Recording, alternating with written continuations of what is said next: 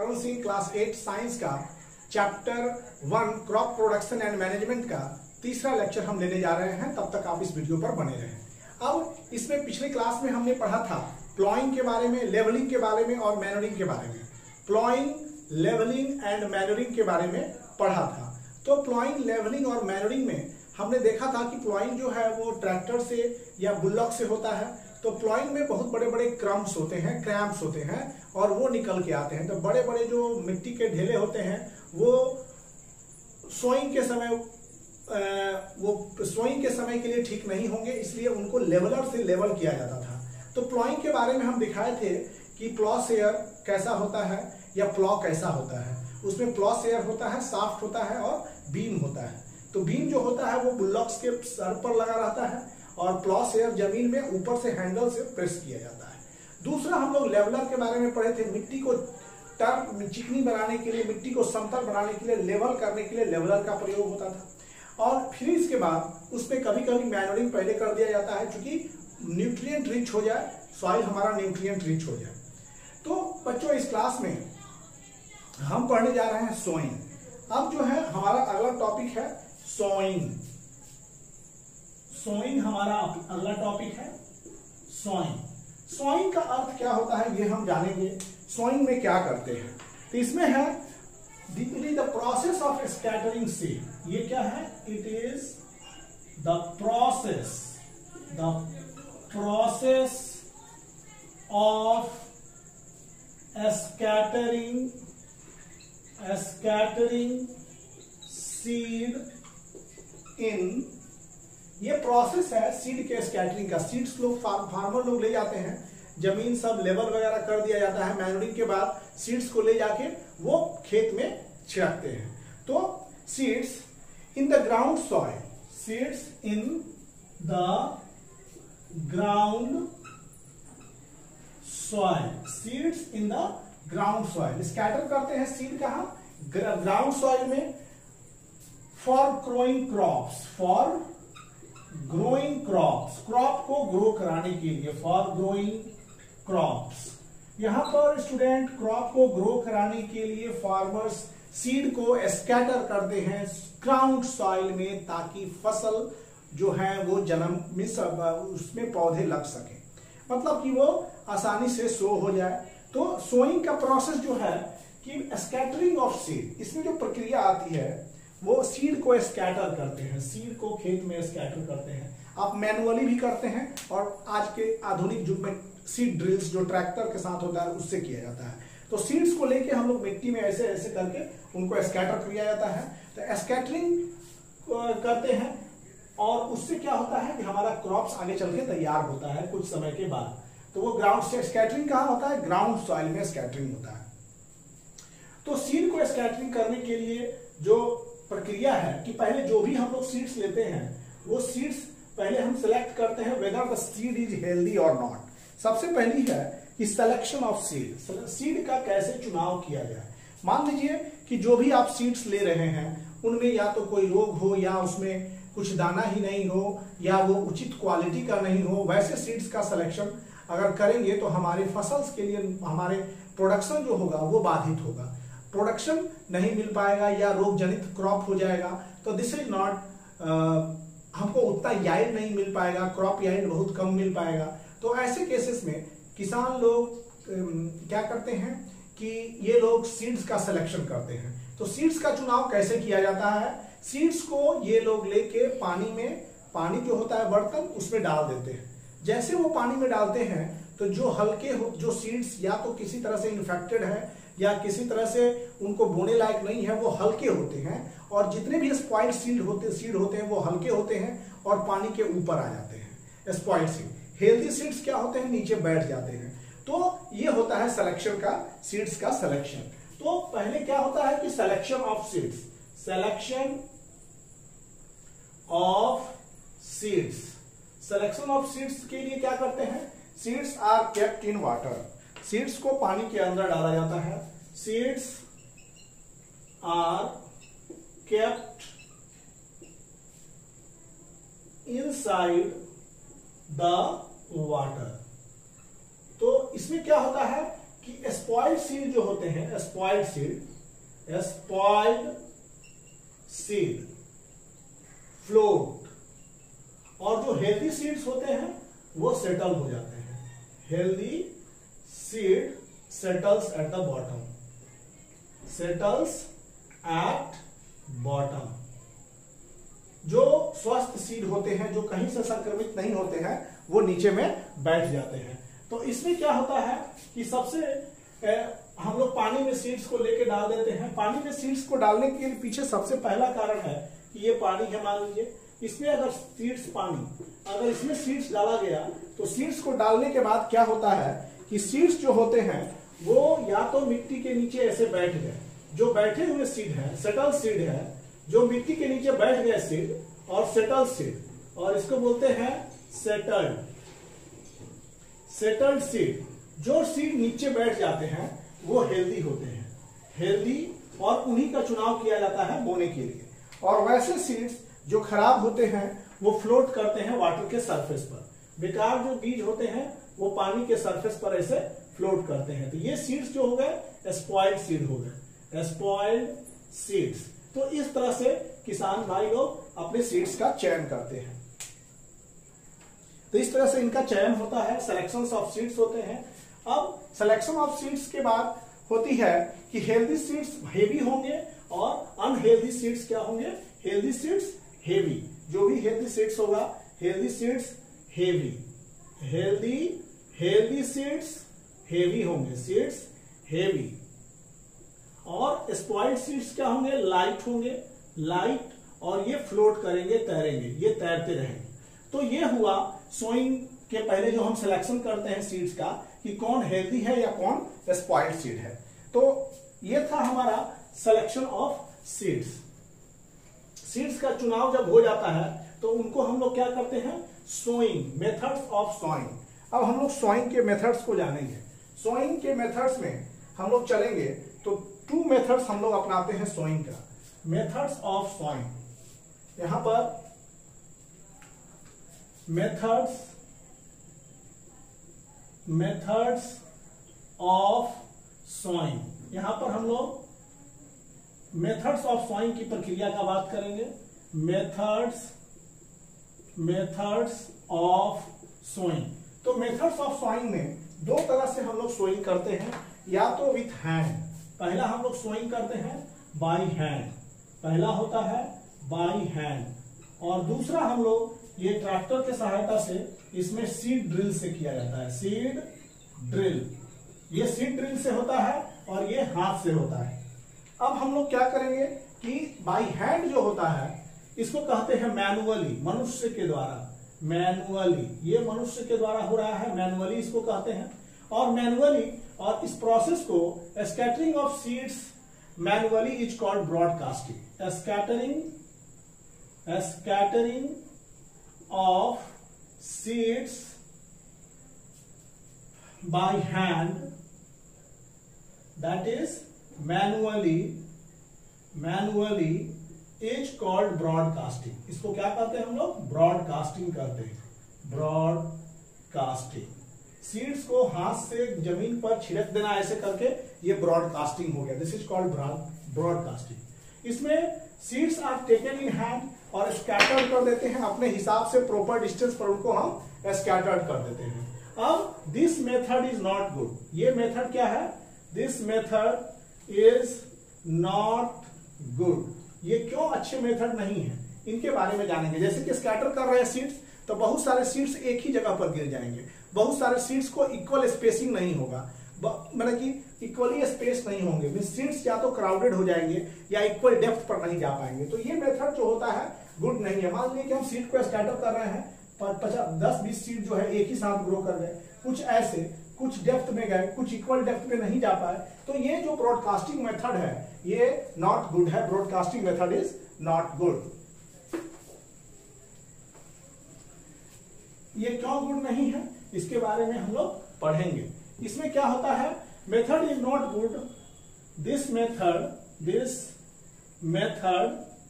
Is not good because it do not have proper spacing, इसमें कोई proper spacing नहीं होता है, ज्यादा उचित जगहों पर ये नहीं होते हैं, एंड नाइदर प्रॉपर डेप्थ, ना ही उनको प्रॉपर डेप्थ हो पाता है। देखिए जब हम लोग ब्रॉडकास्टिंग के प्रोसेस से जाते हैं, सीड्स को छिड़कते जाते हैं, तो उनकी प्रॉपर स्पेसिंग नहीं हो पाती है, ये इक्वल डेप्थ पर नहीं जाते हैं, कुछ सीड्स सरफेस पर ही रह जाएंगे। तो सरफेस पर रहने वाले सीड्स बहुत कम ही क्रॉप्स में कन्वर्ट कर पाते हैं, क्यों कि जो बर्ड्स हैं उन दानों को लेके उड़ जाती हैं। तो यहां पर सीड्स स्कैटर्ड जो होते हैं, seeds scattered at the surface are picked by the birds, ये बर्ड्स के द्वारा पिकअप हो जाते हैं और सरफेस के सॉइल से जो होते हैं चिड़िया उन्हें लेकर चली जाती है। अब दूसरा मेथड है सीड ड्रिल्स। तो सीड ड्रिल्स में ये कॉनिकल हेड होता है, ऐसा करके बहुत सारा उसमें क्या होता है, इक्विपमेंट इस तरह से लगा होता है, जिसमें बिया जो है इस कॉनिकल फनल होता है, इसके थ्रू आता है बिया, इसमें डालते हैं और सीड ड्रिल्स के थ्रू इक्वल स्पेसिंग पर सबको लेके चला जाया जाता है। तो सीड ड्रिल्स जो होते हैं वो ट्रैक्टर में रहता है, पीछे लगा हुआ रहता है, और सीड ड्रिल्स जो है वो आधुनिक मेथड है फॉर सोइंग द क्रॉप्स। तो इसमें क्या होता है, सीड ड्रिल्स क्या है, it is long iron tube having a funnel, इसमें क्या है, ये लॉन्ग आयरन ट्यूब है जिसमें फनल होता है at the top, this is tied, ये फनल क्या होता है, this funnel is tied at the back. ये कहां पर टाइड हो जाते हैं बच्चों, ये पीछे में जाके टाइड होते हैं। Plough and seeds are put into funnel, और इस फनल में ये जो होता है, बताया आपको कि ये ट्रैक्टर के पीछे लगे हुए फनल्स हैं, इस तरह से ये ट्रैक्टर्स के पीछे लगे रहते हैं, इस तरह से ये पीछे लगे रहेंगे, और इसमें जो है सीड्स को पुट किया जाता है, सीड्स डाला जाता है, और ये प्रॉपर स्पेसिंग पर इक्वल डेप्थ पर क्या करते हैं, ये अनाज को लेके चले जाते हैं। तो this funnel is tied at the back of the plough, ये प्लॉ के बैक में लगे रहते हैं, and seed are put into funnel, seeds are put into funnel, ये सीड्स को फनल में रख देते हैं, ऑफ किसके, सीड ड्रिल्स के, सीड ड्रिल में यहां पर ये ट्रैक्टर से ऐसे जुड़ा रहता है, और इसी में सीड्स को डाल दिया जाता है, और सीड्स जो है इक्वल डिस्टेंस पर इक्वल स्पेसिंग के साथ सीड को मट्टी के अंदर लेके चला जाता है। तो सीड ड्रिल्स के बहुत सारे एडवांटेज हैं। पहला तो ये टाइम कंज्यूम करता है, लेकिन मैनुअली बहुत ज्यादा टाइम लग जाता है, तो इस मेथड से टाइम का कंज्यूमिंग कम होता है, लेबर कम लगता है। So seed drills has advantage over what we do with hand, हम लोग के हाथ से ज्यादा सीड ड्रिल्स का काम बेहतर होता है।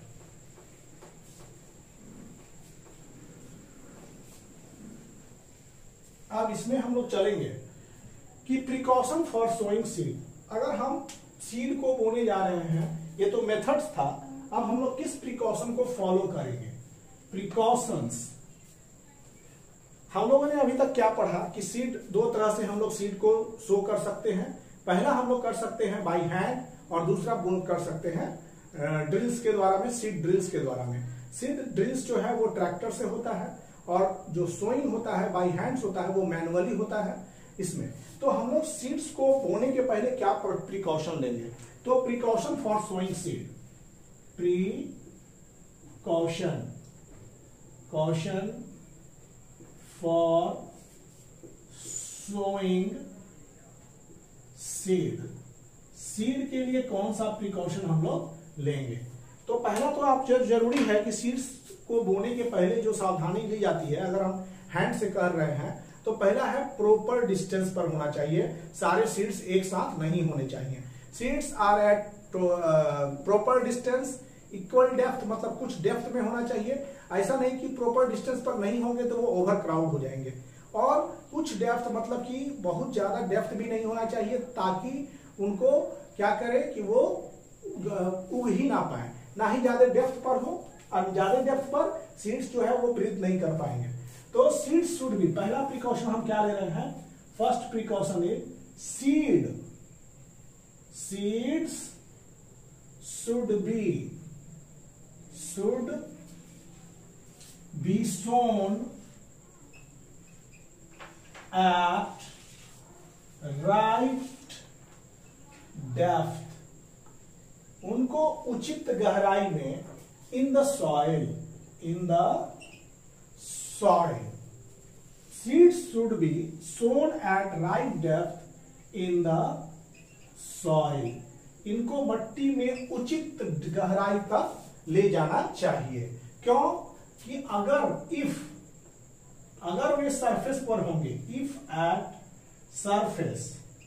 सरफेस, जैसे कि मट्टी है, मट्टी के अगर सरफेस पर यहां कोई दाना रह गया तो चिड़िया या कोई पक्षी इसको आसानी से उठा के लेके चला जाएगा, कोई पक्षी आसानी से आएगा और इनको लेके चला जाएगा।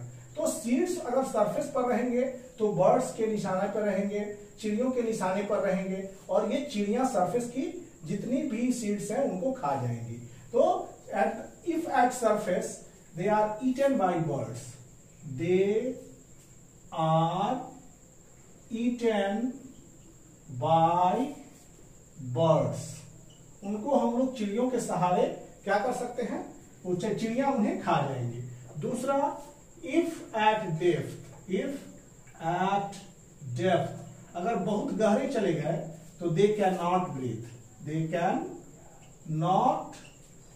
breathe, वो सांस नहीं ले सकते हैं। सो कितना डेप्थ पर होना चाहिए, so they can be sown at proper depth, इसलिए उन्हें उचित गहराई तक बोना चाहिए। अब यहां पर हमने बताया कि अगर सीड्स को बो रहे हैं, अगर वो राइट डेप्थ पर हैं तब तो सही है, अगर राइट डेप्थ पर नहीं है, अगर सरफेस पर अगर आ गए तो उन्हें चिड़िया खा जाएंगी, अगर वो नीचे चले जाएंगे तो उन्हें सांस लेने में कठिनाई होगी, इसलिए उनको उचित गहराई तक ही रखा जाता है। अब यहां दूसरे पॉइंट्स की बात करेंगे तो दूसरा पॉइंट्स में है they are placed at right interval, ये राइट इंटरवल पे होनी चाहिए। राइट इंटरवल मतलब कि वो राइट इंटरवल का अर्थ होता है कि they should neither be too close, that is seeds should neither be too close not too far, ना ही ज्यादा नजदीक होने चाहिए ना ही ज्यादा दूर होने चाहिए। सीड्स को या तो हम बहुत नजदीक नहीं रखेंगे ना ही बहुत दूर रखेंगे। सो ये जो है सीड्स के लिए बहुत जरूरी है राइट इंटरवल का।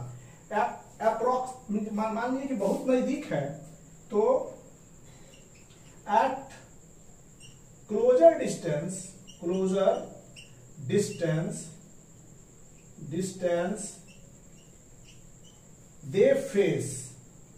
they have to overcome overcrowding। अगर ओवरकम करना पड़ेगा क्या चीज, ओवरक्राउडिंग, उनको ओवरक्राउडिंग को ओवरकम करके आना पड़ेगा। ओवरक्राउडिंग, उनको बहुत ज्यादा संघर्ष करना पड़ेगा। अगर बहुत ज्यादा क्लोज डिस्टेंस पर आ जाएंगे तो उनको सनलाइट, न्यूट्रिएंट सब के लिए फाइट करना पड़ेगा। तो अगर बहुत क्लोज डिस्टेंस पर है तो वो भी जो है वो भी क्या है कि वो सीड्स के लिए अच्छे नहीं है। और उनको अगर लास्ट बात बोले कि उनको हम लोग ड्राई मिट्टी में नहीं बोना चाहिए, सूखी मिट्टी में सीड्स को नहीं डालना चाहिए। Seeds should not be sown in dry soil, तो ड्राई सॉइल क्यों? कि ड्राई सॉइल में सीड्स जर्मिनेट नहीं करते हैं, अंकुरन सीड्स में नहीं लगता है। अगर सूखी मिट्टी है तो कभी सीड्स आपके जर्मिनेट नहीं कर पाएंगे। सो मॉइस्चर इज रिक्वायर्ड, इसलिए मॉइस्चर की जरूरत होती है। अगर मिट्टी गीली है या सूखी हुई है तो सूखी हुई मिट्टी में सीड्स आपको कभी जर्मिनेट नहीं करेंगे, सीड्स का अंकुरन नहीं हो पाएगा। इसलिए मिट्टी को थोड़े मॉइस्चर कंटेंट रहना चाहिए जिससे कि उनका अंकुरन हो सके। तो तीसरा जो है seeds should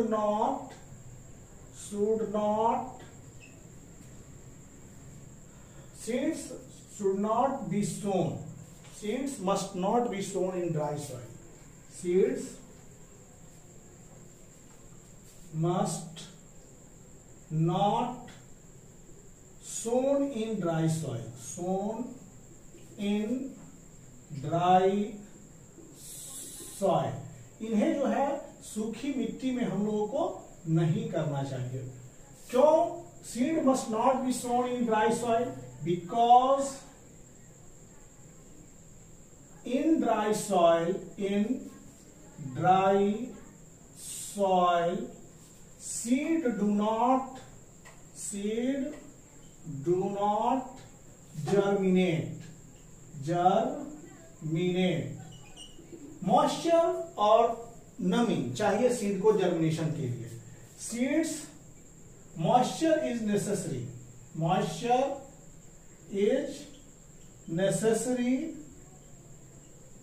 for seed germination, seed के जर्मिनेशन के लिए मॉइस्चर का होना बहुत जरूरी है। So moisture is necessary for seed to germinate. तो ये हुआ हमारा प्रिकॉशन सोइंग के पहले। अब हम लोग देखेंगे कि जो सो करते हैं हम लोग, सोइंग का दो प्रोसेस बताए कि एक by hand which is manually और एक बाय सीड ड्रिल्स। तो सीड ड्रिल्स के क्या एडवांटेज है? What is advantage of seed drills in sowing? We will discuss what is the advantage of seed drills in soil। advantage of seed drills in sowing के समय seed drills का क्या advantage है? तो seed drills एक machine है, tractor युक्त machine है, और सीड ड्रिल्स में एक फनल शेप्ड होता है, आयरन का बना हुआ। उसमें क्या करते हैं कि बीज को डाला जाता है। और सीड ड्रिल्स का सबसे बड़ा एडवांटेज है कि वो इक्वल डिस्टेंस पर, इक्वल स्पेसिंग पर, इक्वल डेप्थ पर सीड्स को ले जाते हैं।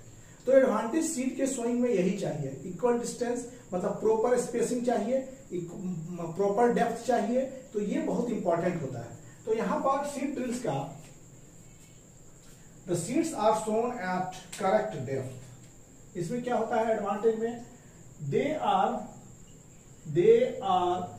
sown at correct depth पर ये बोए जाते हैं। They are sown at correct interval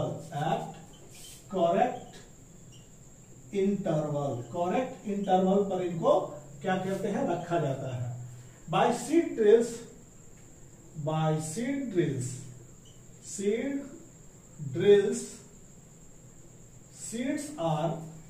seeds are covered with soil। ये हो जाते हैं covered with soil, soil से ढक जाते हैं ताकि no bird can see them, उनको देख नहीं सकते हैं चिड़िया। अब sowing by seed drills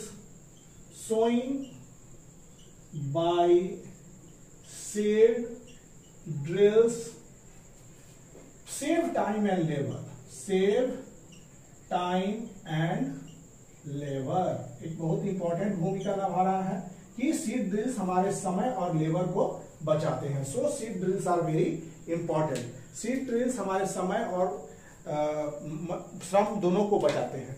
तो सीड ड्रिल्स के ये 4 एडवांटेज थे जो हमने अभी बताया कि सीड ड्रिल्स पहले तो सीड्स को सोन करते हैं करेक्ट डेप्थ पर। They takes the seed at a correct depth. They sow the seed at a correct interval। By seed drills seeds जो है मिट्टी के द्वारा कवर्ड हो जाते हैं, जिनको चिड़िया लोग नहीं देख पाती हैं। और लास्ट है बहुत इंपॉर्टेंट, जो कि वो पहला तो टाइम को सेव करते हैं, दूसरा लेबर श्रम को भी कम करते हैं। तो so these are the advantage of seed drills. अब इतना सारा काम हो गया, सीड की बुआई हो गई सीड ड्रिल से या मैनुअल मेथड से। तो अब हम लोग क्या करते हैं कि एडिंग मैनुअर्स, हम लोग मैनुअर्स एंड फर्टिलाइजर्स, अब हम लोग पढ़ेंगे एडिंग मैनुअर्स एंड फर्टिलाइजर्स। यहां पर एडिंग मैनुअर एंड फर्टिलाइजर्स,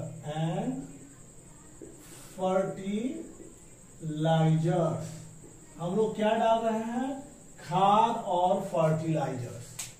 तो हम लोग पहले जानेंगे कि व्हाट इज मैनुअर। तो मैनुअर और फर्टिलाइजर क्या है।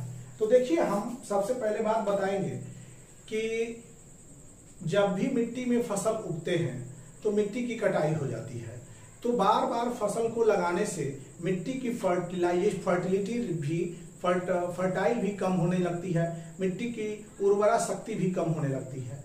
तो इससे क्या होता है कि उसमें उचित न्यूट्रिएंट, जो न्यूट्रिएंट की मात्रा है वो कम होने लगती है। तो प्रॉपर न्यूट्रिएंट, जैसे कि हम लोगों को प्रॉपर पोषक तत्व चाहिए, प्रॉपर न्यूट्रिएंट चाहिए, पौधों को भी उतना ही प्रॉपर न्यूट्रिएंट चाहिए। मतलब पौधे को भी पोषक तत्व की मात्रा की जरूरत होती है। पौधे भी पोषक तत्व, पौधों के लिए भी पोषक तत्व बहुत जरूरी है। तो पौधे पोषक तत्व से क्या करते हैं कि अपने को ग्रो करते हैं, अपने जितने भी बॉडीज के पार्ट हैं उनको हेल्दी रखते हैं। तो these are the nutrients. Nutrients की कमी में से पौधे में भी रोग लग जाते हैं। बहुत सारे ऐसे न्यूट्रिएंट्स हैं जिनके कमी से पौधों में भी बहुत सारे रोग डिजीज देखे गए हैं, which you will study in higher class। तो मिट्टी के पोषक तत्व से एनरिच करते हैं। तो मैनुअर्स और फर्टिलाइजर क्या करते हैं कि मैनुअर्स एंड फर्टिलाइजर्स मिट्टी में पोषक तत्वों को एनरिचमेंट करते हैं, एनरिच करते हैं।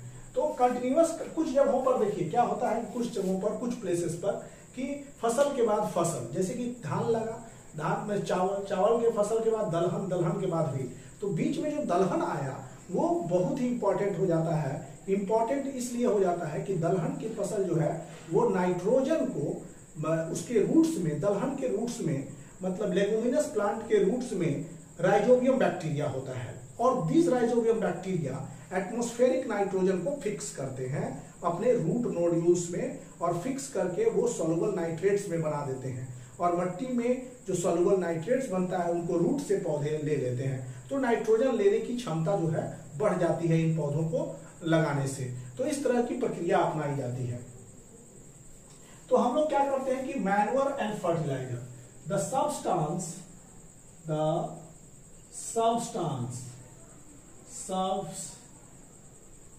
वैसे substance which are added to the soil, which are added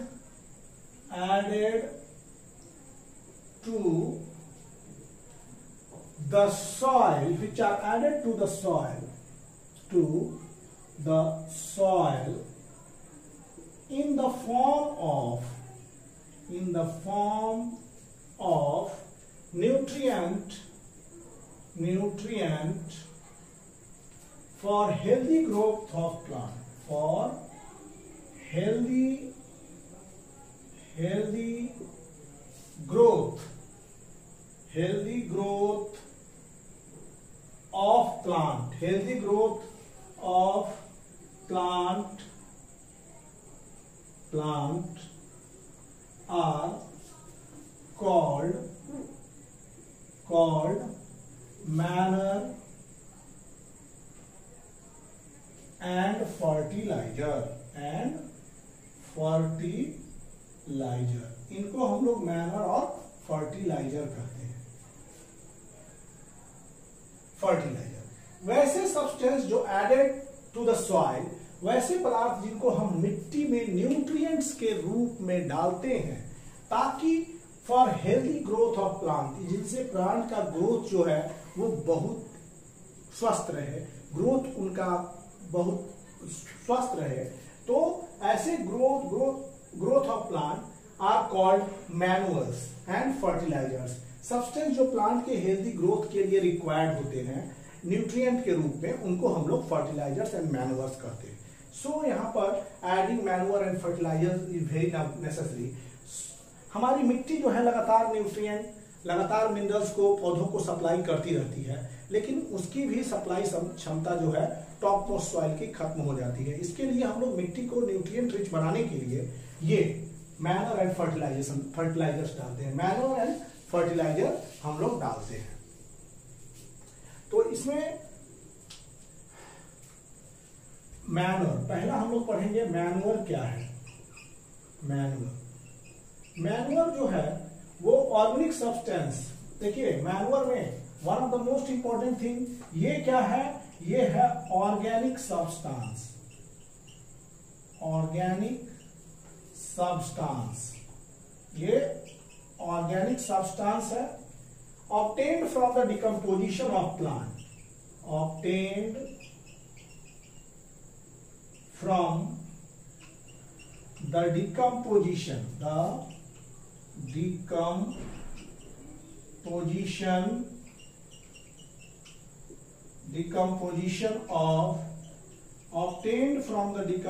of plant and animal waste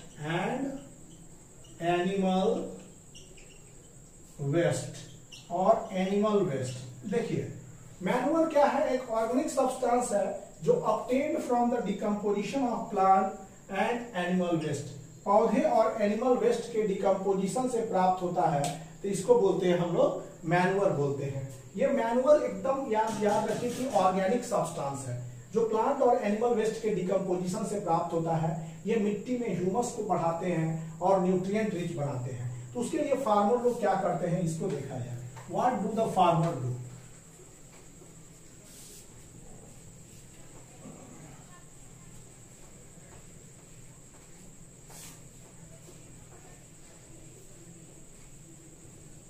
farmer क्या करते हैं, इनके लिए ये पहला प्रैक्टिस करते हैं farmer dump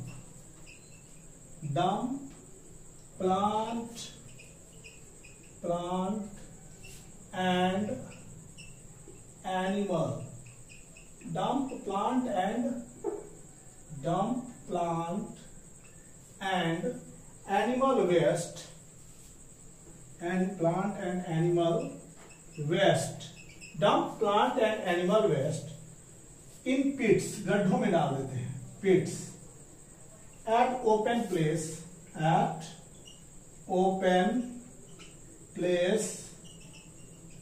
and allow to decompose उनको डिकम्पोज करते हैं। देखिए यहाँ पर जो फार्मर लोग बहुत बड़े गड्ढे को खोदते हैं, उसमें एनिमल्स और वेस्ट और प्लांट वेस्ट को, प्लांट से जो भी मिला वो सब डाल देते हैं और उनको डिकम्पोज कराते हैं। डिकम्पोजिशन कैसे होता है? Decomposition is caused by micro organism. Decomposition is caused by micro organism.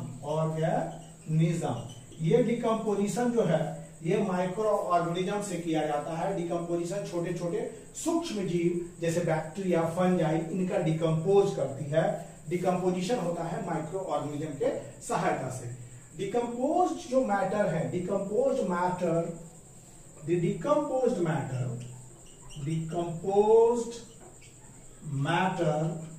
Matter is your organic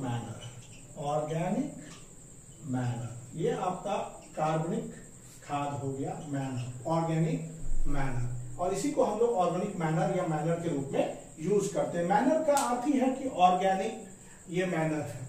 अब हम लोग देखें कि ये हुआ। अब हम लोग पढ़ेंगे प्लांट एंड एनिमल है ये यहां।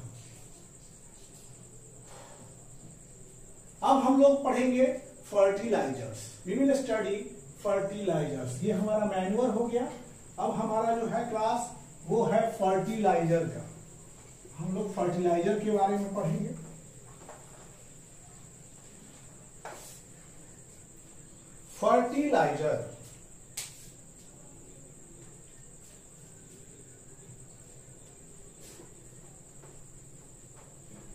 फर्टिलाइजर क्या करते हैं कि फर्टिलाइजर भी सॉइल को न्यूट्रिएंट रिच बनाते हैं और ये पार्टिकुलर न्यूट्रिएंट में ही रिच होते हैं। हम लोग यहाँ पर अब जो पढ़ेंगे वो है आपका fertiliser.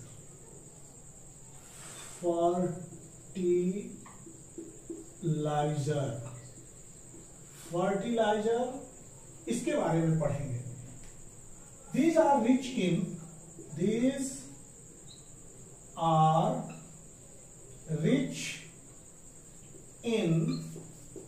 particular nutrient. These are rich in particular nutrient. ये फर्स्ट पॉइंट देखिए, ये पार्टिकुलर न्यूट्रिएंट में ही रिच होते हैं। दूसरा बात करें, they are produced in factories. They are produced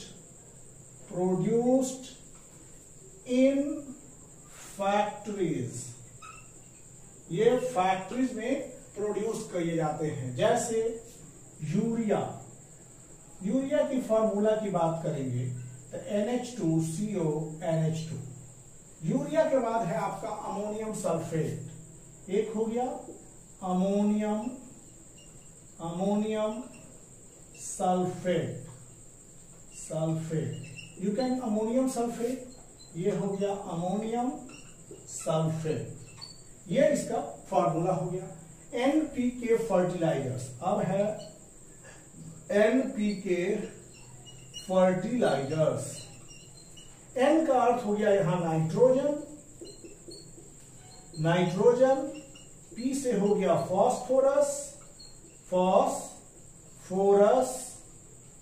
और K से हो गया पोटेशियम। मतलब NPK फर्टिलाइजर का अर्थ है कि इसमें नाइट्रोजन भी है, फॉस्फोरस भी है और पोटेशियम भी है। तो दीज आर द फर्टिलाइजर। ये रिच होते हैं पार्टिकुलर न्यूट्रिएंट में। इन्हें केवल और केवल फैक्ट्रीज में बनाया जाता है।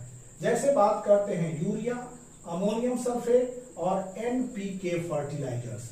तो ये जो है ये फर्टिलाइजर्स हैं। They help farmer to get better yield of crop. They help farmer. These fertilizer help farmers to get better yield of crop.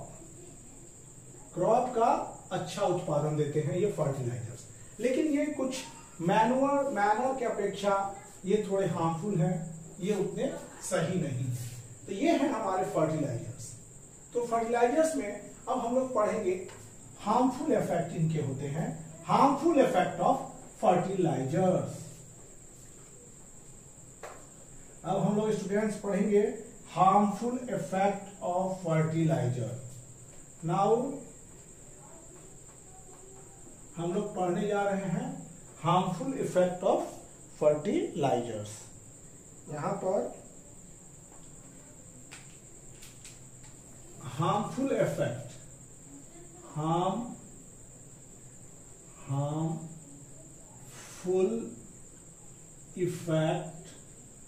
Of fertiliser. Harmful effect of fertiliser. अब हम लोग पढ़ रहे हैं हार्मफुल इफेक्ट ऑफ फर्टिलाइजर्स। देखिए जितने भी man made या फैक्ट्रीज में बने हुए हैं इनके बहुत सारे होते हैं इनके हार्मफुल इफेक्ट। तो पहला कि it makes soil less fertile. शुरू में तो फर्टाइल है लेकिन धीरे धीरे it makes soil less fertile.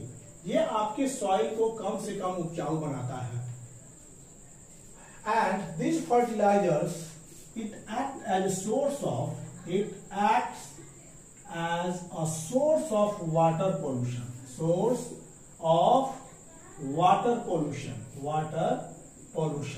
देखिए फर्टिलाइजर जो है वो मिट्टी को धीरे धीरे करके इसकी उर्वरा शक्ति को कम करता है, क्योंकि ये ऊपर का चीज है और पौधे इसको ले लेते हैं, मिट्टी की हालत वही रहती है, उसमें ना कोई बैक्टीरिया है ना कोई ह्यूमस है। सो अगर हम लोग वही मैन्योर की बात करेंगे तो इनसे लाख गुना बेटर है मैन्योर। ये ऑर्गेनिक फार्मिंग के विषय होते हैं मैन्योर, और ऑर्गेनिक फार्मिंग बहुत ही महत्वपूर्ण होती है। तो ये फर्टिलाइजर उनके बहुत सारे उनके हार्मफुल इफेक्ट तो बहुत कम, लेकिन ये जो है फर्टिलाइजर्स ये मिट्टी को धीरे धीरे उनकी उर्वरा शक्ति, फर्टाइल जो मिट्टी होती है वो कम होती जाती है, और act as source of water pollution, और ये वाटर पोल्यूशन के सोर्स के रूप में ये काम करते हैं। They act as source of water pollution. तो इसीलिए हमें क्या चाहिए? So substitute of fertilizers, substitute of fertilizer is required, that is organic farming, organic manner। Substitute क्या होगा इसका? ऑर्गेनिक मैनर होंगे, ऑर्गेनिक मैनर इनके सब्स्टिट्यूट के रूप में काम करेंगे। अब क्यों? Organic matter it improves the texture of soil, means पूरे मिट्टी की गुणवत्ता, texture, it improves. Organic manure improves करते हैं, ऑर्गेनिक मैनर क्या करते हैं? Organic manure it improves the texture of soil, the texture of, ये सॉइल के टेक्सचर को बढ़ाते हैं, improve that, as well as organic manure helps in water retaining capacity इनकी अच्छी होती है। they have good water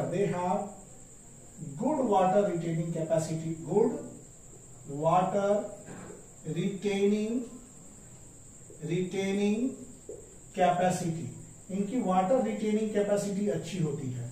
किसकी? ऑर्गेनिक मैनर की वाटर रिटेनिंग कैपेसिटी अधिक होती है। They replace the soil with nutrient, they replace the soil with nutrient, ये न्यूट्रिएंट के साथ उनको रिप्लेस करते हैं, replace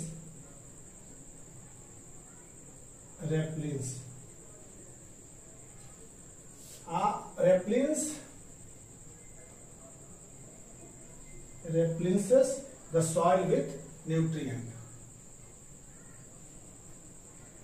अब इसके बाद जो है अलग चीज, ये एक आता है क्रॉप रोटेशन। देखिए ऑर्गेनिक फार्मिंग बहुत इंपॉर्टेंट होता है, और ऑर्गेनिक मैनर्स जो होते हैं मिट्टी के टेक्सचर को ही बढ़ा देते हैं। They have good water retaining capacity, उनकी वाटर रिटेनिंग कैपेसिटी अच्छी है। They replace the soil with nutrient, ये सॉइल के न्यूट्रिएंट को भी बढ़ा देते हैं, मिट्टी की उर्वरा शक्ति को बढ़ाते हैं। अब हम लोग बात करेंगे तो उत्तर भारत के लोग उससे ज्यादा बेहतर वो करते हैं क्रॉप रोटेशन। क्रॉप रोटेशन में मीन्स दलहन लगाने के बाद ही गेहूं का फसल बोया जाता है आफ्टर दलहन।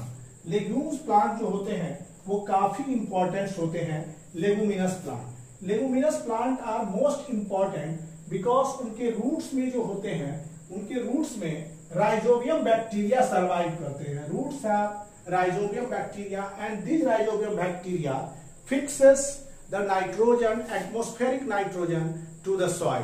तो यहाँ पर लेगुमिनस प्लांट जो होता है कि ये उत्तर भारत में खासकर होगा, नॉर्थ इंडिया में लेगुमिनस प्लांट की खेती की जाती है क्रॉप रोटेशन को बढ़ाने के लिए। तो अब हमने पढ़ा क्या कि मैन्योर और फर्टिलाइजर में मैन्योर जो होते हैं उचित गुणवत्ता वाले होते हैं, जबकि फर्टिलाइजर्स जो होते हैं उनकी गुणवत्ता जो होती है कम होती है। ये न्यूट्रिएंट रिच करते हैं लेकिन ये मिट्टी को लेस फर्टाइल बनाते हैं, जबकि मैन्योर जो है ये मिट्टी को ज्यादा फर्टाइल बना देते हैं। तो ये था मैन्योर और फर्टिलाइजर्स।